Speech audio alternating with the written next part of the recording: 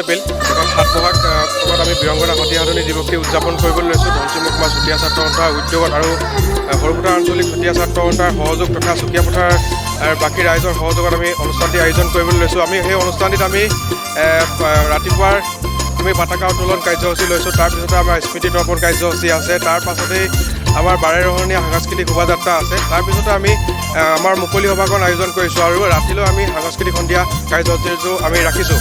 আমি মুকলি সভাৰ আমি মুখ্য অতিথি হিচাপে অসমৰ কৃষিমন্ত্ৰী অতুল বৰা ডাঙৰীয়াক ইয়ালৈ নিমন্ত্ৰণ জনাইছোঁ আৰু লগতে আমাৰ স্থানীয় বিধায়ক শ্ৰীযুত বিশ্বজিৎ ফুকন ডাঙৰীয়াত উপস্থিত থাকিব আৰু লগতে আমাৰ সদৌ অসম চুতীয়া ছাত্ৰ সন্থাৰ সন্মানীয় সভাপতি মহেন বৰা ডাঙৰীয়াকে সমীক্ষ কৰি সম্পাদক ৰাজু চুতীয়া ডাঙৰীয়াৰ লগতে বিভিন্ন ব্যক্তিসকল ইয়াত উপস্থিত থাকিব। আমি নিৰ্দিষ্ট বক্তা হিচাপে ইয়ালৈ নিমন্ত্ৰণ জনাইছোঁ ময়ূৰ বৰা ছাৰক।